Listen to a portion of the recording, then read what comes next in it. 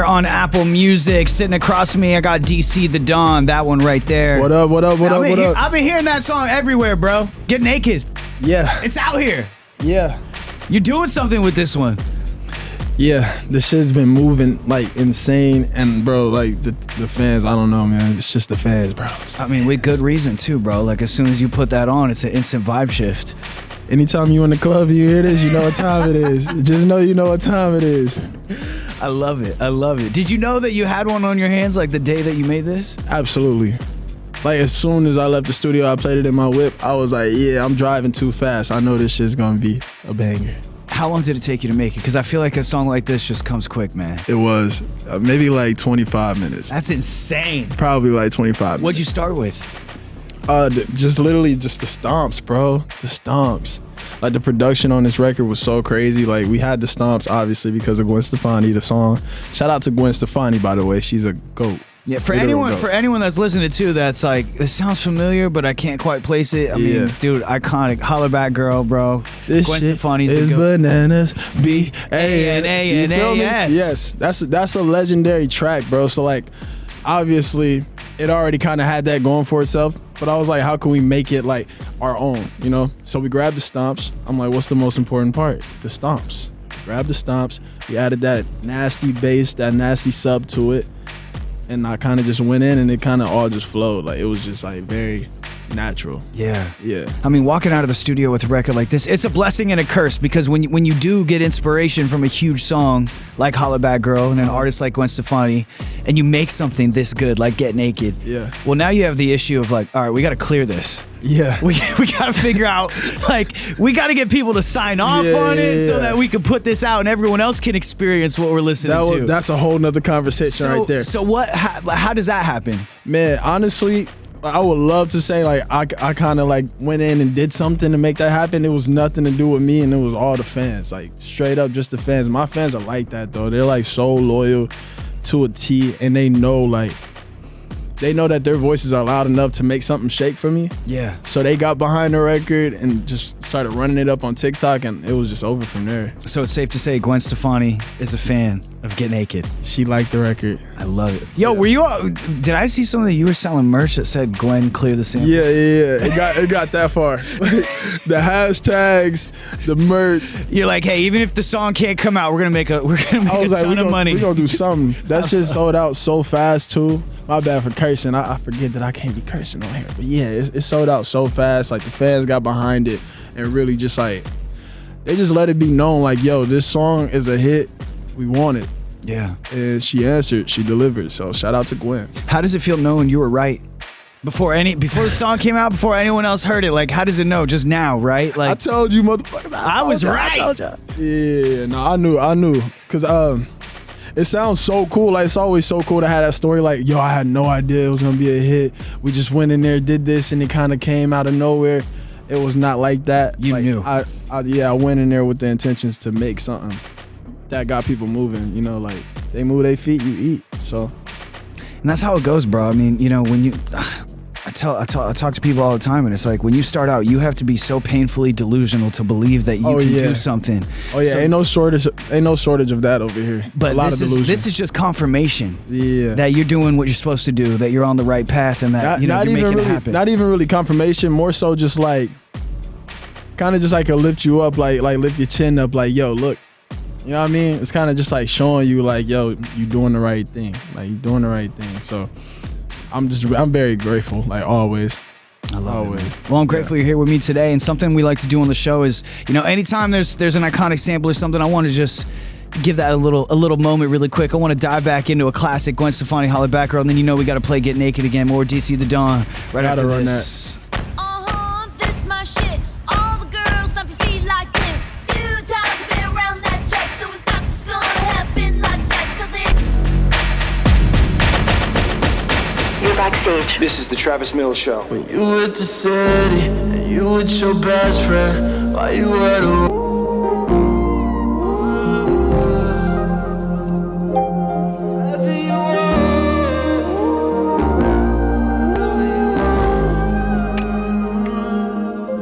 Back in here with DC the Dawn, tapped into the Travis Mills Show. right here on Apple Music. That's another one you just dropped this year, bro. You're keeping fans fed. Yeah, trying to. You just I mean, bro, you can hear the heart and soul in Back Road Swinging. Hell yeah. I mean, bro, listen, I love making the turn up music. I love making the party music, but also I think there's always a balance. Just in life in general, it's always good to have that balance. 100%. Yeah. Yeah. I mean, I feel like so much of your music is informed by your live shows. You know what I mean? Like just the energy and everything, but you need a mid-set, just kind of slow down moment where you put the cell phones up, you put the flashlights on. That's the best part, because you can have people mosh pitting the whole show and they're gonna be tired of shit and they're gonna have a great time. But the one thing that they normally come up to me and they like mention to me, they're like, yo, when you perform this song, that shit like changed a lot for me. You know what I mean? Or it became my favorite song. And it's always like the slower tracks, like the cuts that you don't really, even while you're performing it, you like, I can't even tell if y'all are enjoying it right now. It's kind of hard to tell because you're so used to just the mosh pit culture and like, yo, everybody's jumping. Sometimes it's good to have that sing-along, like that vibe when people can be like, yo, this is like a moment to like kind of express that with all these other people that are like-minded and also like the same music I like. Well, I mean, dude, it just gives like, you're not just a one-dimensional artist. Yeah. You know, there's layers, and you know, it's like all of our favorite artists and you know, music that we listened to growing up, it wasn't just the same thing all the time. Absolutely not. And I'm a product of just music in general. I love music. Like all my favorite artists, I'm just a product of that. Take me back to the beginning, because you grew up in Milwaukee, Wisconsin. Yeah. Do you remember like your first experience falling in love with an album? Ooh, hell yeah. Hell yeah. Carter 3. Bro, Carter 3, bro. I remember listening to that shit and being like, yo, this might be my favorite form of any type of entertainment ever. Just listening to this album.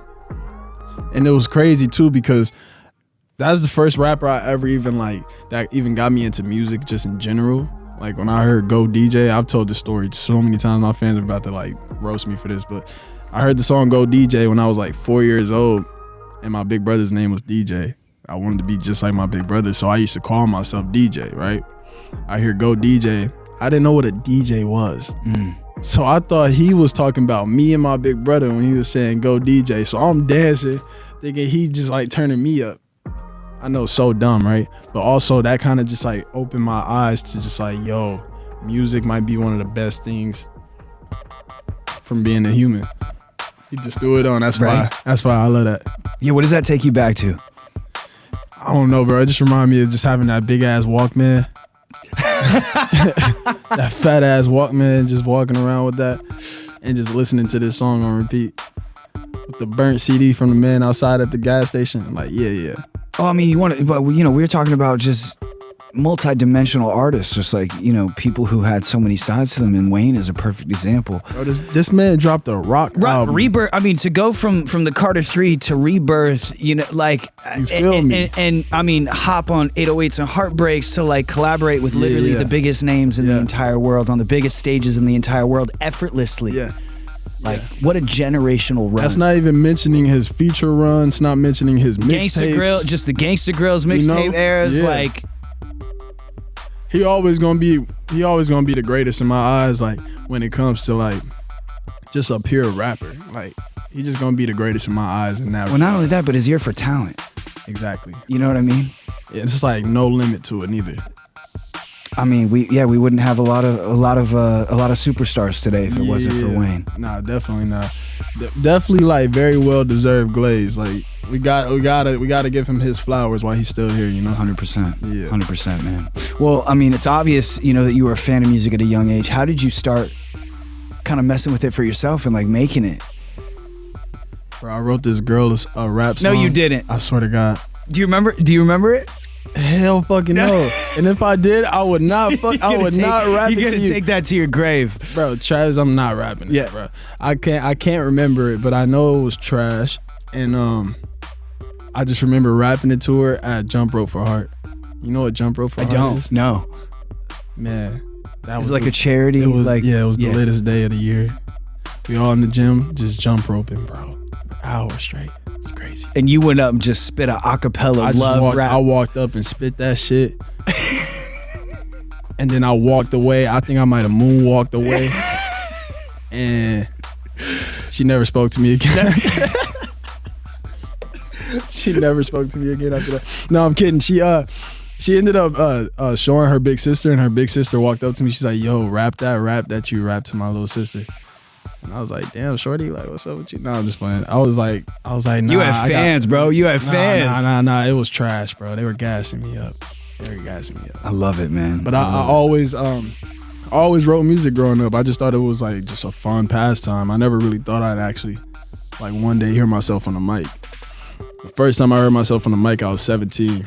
And from that moment, I knew I wasn't going to do nothing else. Like, I was like, yeah. That could go one of two ways too, man, because it's a weird thing when you hear your own voice for the first time. First time I heard myself sing, then I thought about quitting. Did you? Yeah. First rap song, I'm like, oh yeah, that's what I'm doing. Then I tried singing. I was like, maybe I need to go back to practice and consider college. But it was all just a work in progress, bro. None of this came overnight, you know. And I think a lot of my fans already know that, but the world don't know that. So for them, it's probably like, yo, this dude just came out of nowhere.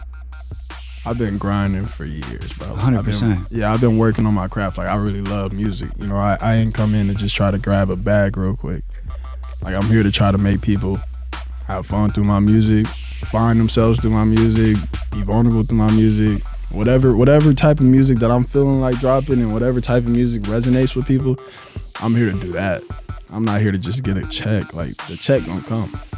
You know? Well, I mean, you've been kind of just relentless in the way that you've released music as well. Like, you know, I know that, you know, back in the day too, you were putting out a song like every single week. Yeah, every single Friday. I was doing DC Fridays. Which is... I was hungry. I mean, that's a hard thing to keep up. Like, the consistency, you have to be on another level. Yeah. You know? And I want to take us back to one of the first songs that you dropped that caught people's attention. It's a song called Worst Day. Oh, God.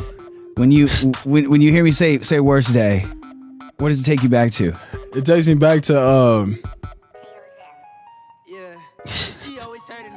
Yeah, I don't know, but all I know is my voice I was a squeaker, bro. A squeaker? Yeah, I was a squeaker. I love this song to death, though. It's such a, like, it's just fun. It's just a fun song. Yeah, I mean, dude, just to see the evolution, to hear it in the music and, you know, from what you were making, you know, just a few years ago to what you're making now is a beautiful thing, man. It's a testament to the work that you're putting in. It's crazy. Yeah. It's crazy. Do you still perform this? Yeah. I kind of just perform it with the beat, and I let the crowd sing it. They sound a lot better than I did on it, so it works out. But yeah, I got love for this song. This song, it definitely put a lot of people onto my stuff, and it was kind of like it kind of was my debut of getting into like one of my other passions, which is like film. So like I kind of like had a lot of input and say on the music video, and we did the whole Napoleon Dynamite style music video. And we kind of went from like scene to scene and just tried to recreate those scenes. That was really fun. I think that this song was kind of like, it was a build off for a lot of different things that I'm doing now. So yeah. That's amazing, man. Yeah. Well, let's listen to a little bit of Worst Day, more DC the Don right after this. Yeah. And she always hurt in the worst way. Why you tripping? It's almost my birthday. It's a Muriel over my shirt say. Ballin' like I play for Berkeley. Now the second and third only first place. Don't be tripping. I had the worst day. Baby, only call me if it's urgent. Yeah. And look, it's not often that someone comes by the show and makes me feel short. Sorry about that. But when we said what's up today, you did just that, bro. And I'm fine. Look, I'm good. I'm good with that. Listen, bro, like I tell people all the time, I'm not actually as tall as people think I am. But tell me this, one of the most annoying questions that I get when I'm out doing whatever is, yo, you ball?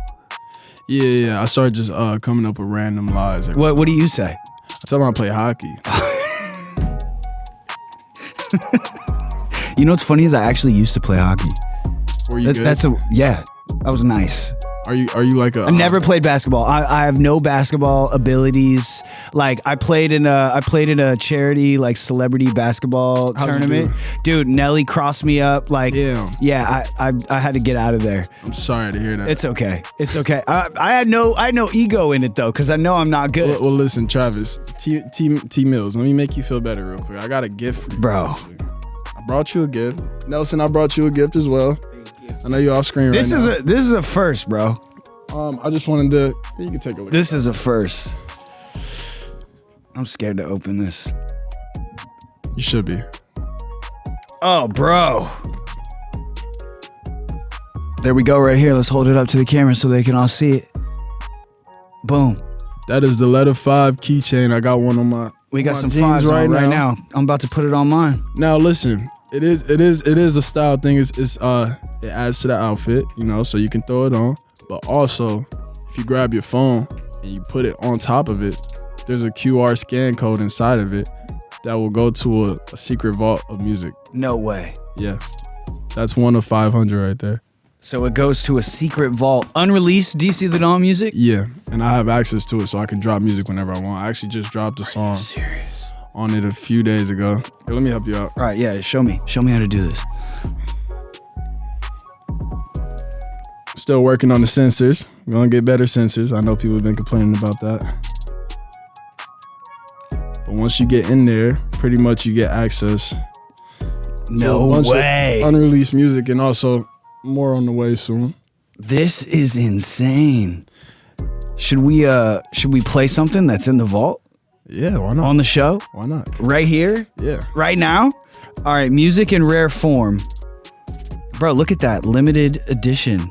1 of 500. Oh, this is dangerous, bro. We brought back physical media, bro. This is dangerous. If this you really, is if so you really, if cool. you really think about it, there is no physical media that's like actually like rational these days to even own, right? Like you need a CD player to play a CD. Yeah, you need a record player to play vinyl. You know, you need a. I don't even know how you play tape. I don't even know how you do that. But You need a tape, 1989 BMW E30 with a tape player right there. Gus Yeah, knows what I'm talking about. Exactly. So this right here is something that actually serves multiple purposes. You can wear it around, and you can also have the vault. Oh, bro, I'm gonna get lost in this. Should we play something in the vault? Hell yeah! Okay, let's see. I'm gonna pull up this aux. Should we do the raw papers cipher? Sure. I forget what's in there. Do you remember this? Let's see if it's working. Is it coming through? You remember this? Outside, we ain't never scary. I ain't been asleep since February. Ever since my big bro died, I'm seeing red, feeling like Bloody Mary. Cut your throat with a dull blade knife, so it take more to see a bitch away. See your mama to the graveyard site. We don't take threats, we just take flights. Said I'm sorry, mama, that I'm sending out this deep water. Turn me to a great white. See these other niggas. Oh my God, we gotta hold on. We gotta save some. We gotta save some, bro. Yeah. This is insane. Generation 2 is on the way. We're gonna have better sensors. It's gonna be the same music that's on there plus more, different colors. Yeah, we got a lot of stuff on the way. They already sold out, and I know people are waiting for them. I appreciate you. But I wanted to get you right real quick. much.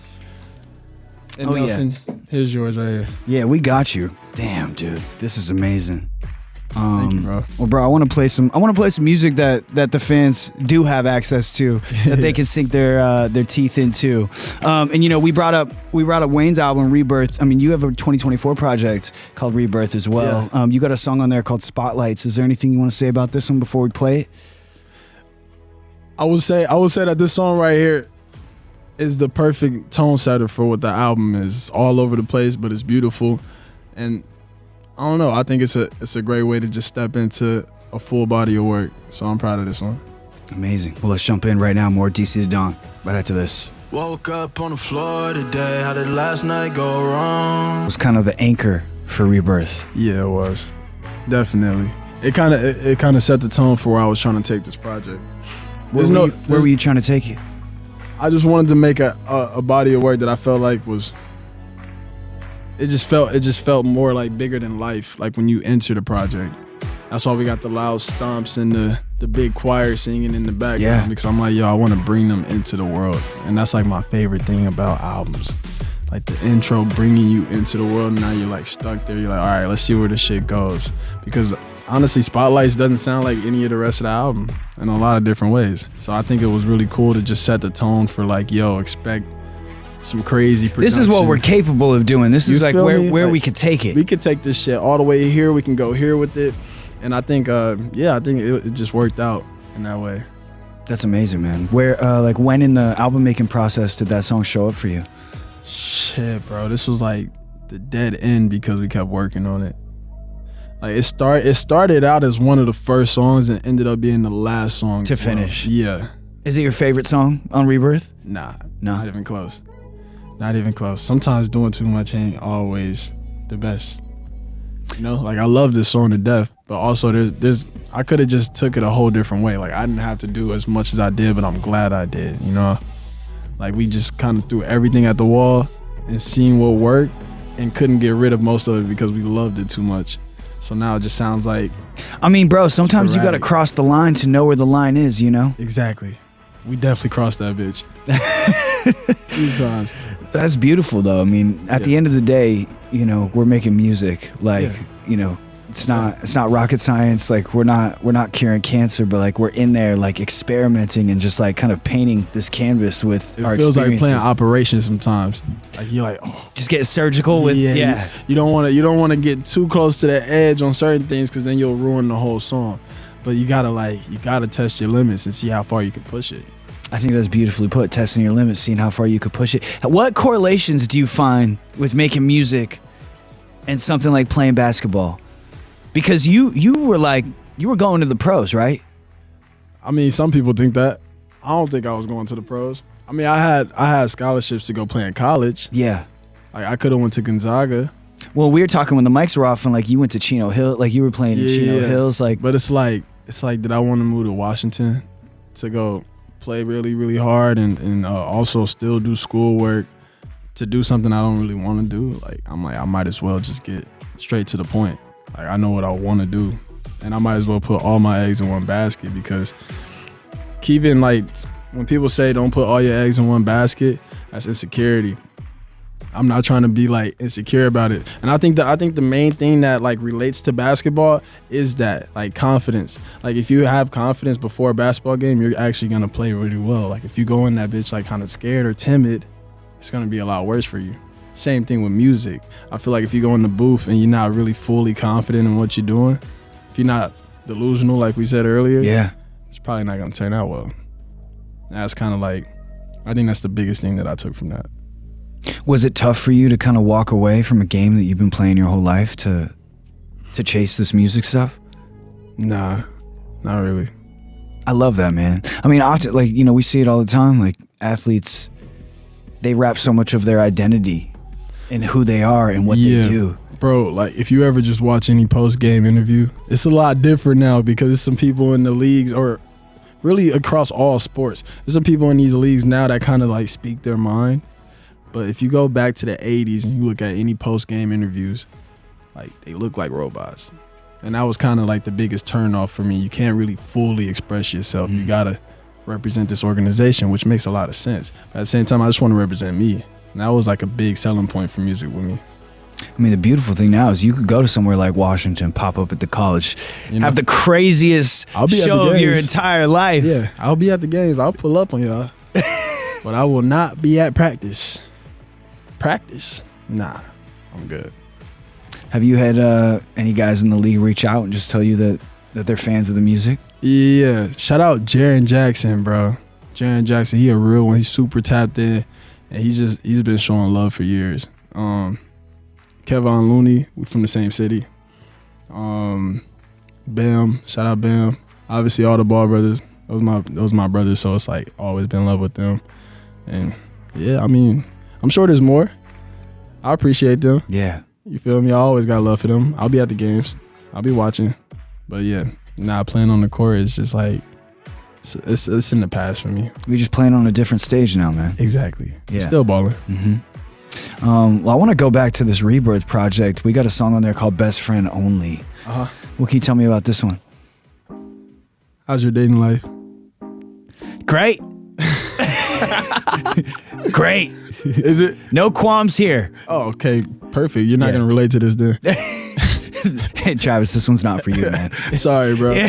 We'll make one for you one day. Well, what was going on in your life when you made this? I mean, shit, man. Like, we in LA. You know what I mean? It's crazy I out feel here. like that don't even need to be explained, really. It's crazy out here. Yeah, it is. It is. But hey, We could be best friends only though, you know? I love it, man. That's kind of the vibe. It's like sometimes it's not worth just pushing something that ain't gonna actually work. It's like a waste of time and energy. So when you walk out of the studio after making this record, do you feel better? You feel a weight lifted? hell yeah. Yeah. Hell yeah. If you can dance to your traumas, that's fire. That's what music's all about, man. Well, let's get into it right here. DC the Don, best friend only, more with him right after this.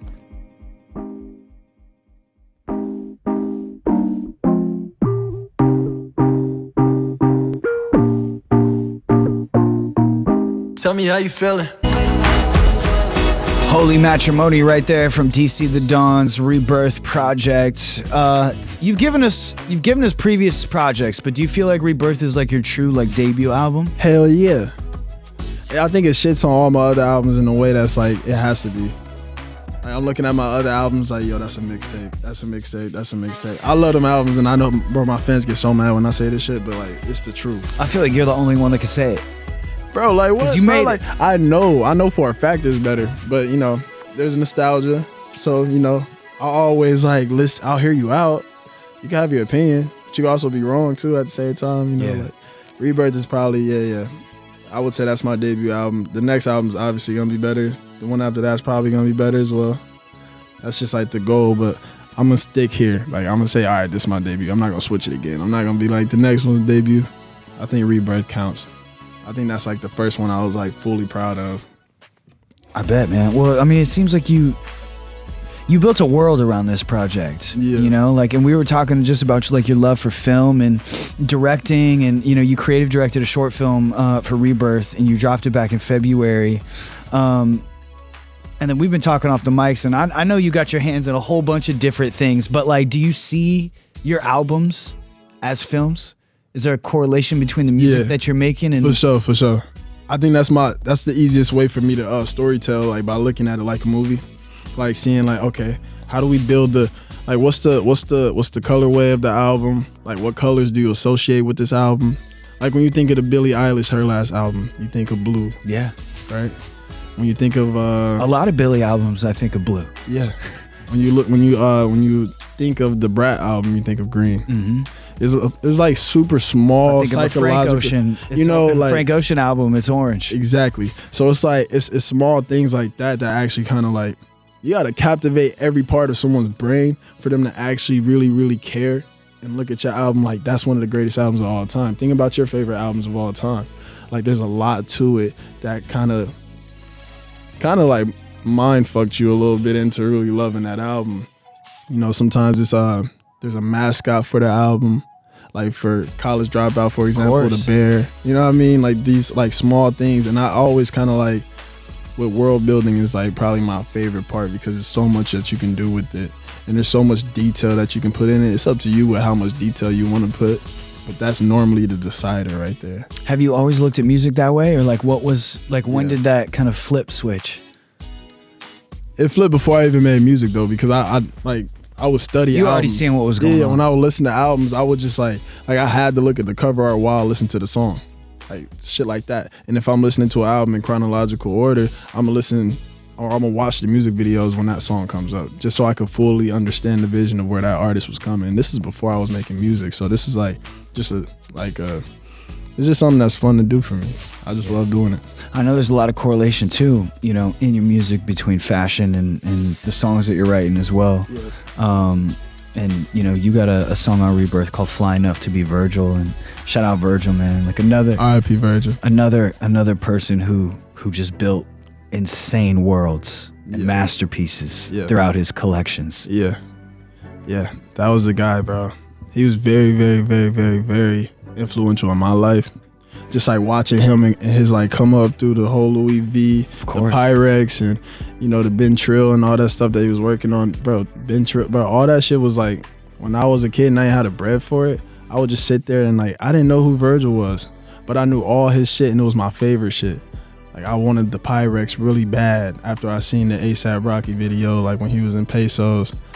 I think it was Pesos. When he was in Pesos with the Pyrex, I'm like, yo, that shit's crazy. I'm looking on the websites. I'm looking for the fake version. I can't even find those that I can afford. You feel me? Like that shit was still like $50. But yeah, I would always give Virgil that credit. Like, you know, he helped a lot of black people, like a lot of black kids, like realize like it's cool to be a little weird. You feel me? That's how I look at it. Like It's cool to care, man. It's cool to care, and it's cool to just he just like dressing up, bro. He's dressing up people in the hood, and they got on like the weirdest looking shit that people would never expect them to be wearing. You know what I mean? I think that was the coolest part about it. Like, yo, he brought it back to the culture and he like switched it up a little bit. You feel me? And you gotta respect it. You just got to. I love it, man. Well, let's get into this one. DC the Don, flying up to be Virgil. More DC right after this.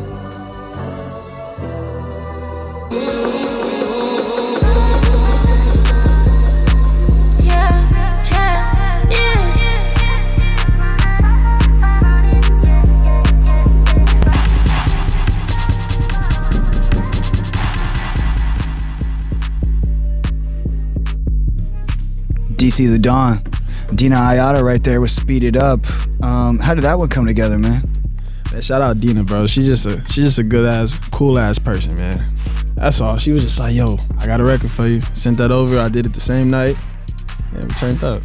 We got the one and only Ebro in the studio, just joined us as well. Trav and DC and Trav. Yo, Ebro, legendary link up right now, man. Hell yeah. This is insane. This is nice insane. to meet you, DC. Yo, it's a pleasure, bro. My pleasure, man. Hey, man, you got a movement right now. He really does. I mean, you're about to go on the road with JID too. Yeah, November 6th. God does like Man, ugly, the tour. Bro, we about to turn that shit up, bro.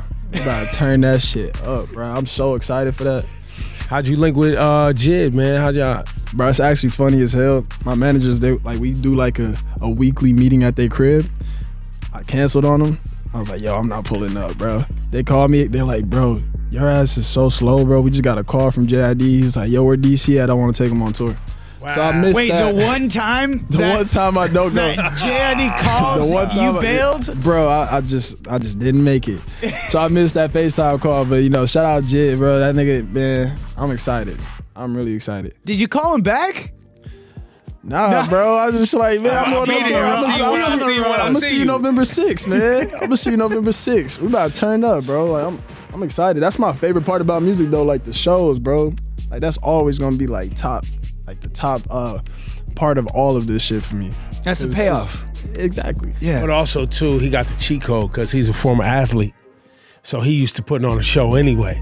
I'm not getting Well, winded. it also doesn't hurt. You got a song called Get Naked just going crazy everywhere right now. Listen, Yeah. everybody be careful with that song. You know what I'm saying? I mean, let's not get apprehended by the authorities. People out here getting naked in the wrong places. You know what I'm saying? Everybody chill out. He's spitting. Oh, man. Hey, you know, sometimes you gotta do what you gotta do, though. I mean, listen, if you have to, I guess, but let's not have to. Hey, viewers' discretion is advised. You know what I mean? You know what I mean? Take into account your own moral compass before you do what you do. You know, That's right. I'm going to walk in here. People are just going to... I'm not going to have a producer anymore. I'm going to be like, yo, I was listening to DC, bro. Got me hot. Yeah. I thought it was all good. They're like, Travis, you know we have cameras in every single corner of this room. Yeah, that song gonna get a lot of people in trouble, man. Nah, listen, do your thing where your thing is doing it at, but just don't do it in front of everybody else's thing. You know what I mean? Yeah, do it in private. Yeah, do it you in go. private. Yep. Well, one thing, dude, that you're kind of just putting on blast everywhere is you're trying to get Tate McRae to clear a sample. Bro, listen, Tate McRae, I'm talking to you right now. I love you. I love your music. We need this song to come out, man. We need this one to come out. Listen, all the fans that's listening, y'all go tell Tate McRae we need this song to come out because y'all did such a good job with Gwen. But now we got another. They really made Get Naked happen. I feel like we could get a round two. Listen, I tried. I've tried going behind the scenes and figuring it out. It didn't happen. So listen, Tate McRae, if you hear this, we need that song to come out. And when it does, we're gonna play bang right here here on the Travis Mills Show. Ebro, I appreciate you so much, thanks for inviting me in, man. Dude, of course. Yeah, love you, Trav. What do you mean? I love you too, bro. Keep going, man. Absolutely. Well, Ebro, before you go though, we're gonna play Get Naked. We're gonna end the show the same way that we started it. We're gonna turn it up as loud as it possibly everybody goes. relax, though. Keep it in y'all pants. DC the Don, I love you, bro. Thanks so much for coming through. Absolutely, bro. I appreciate you, dog.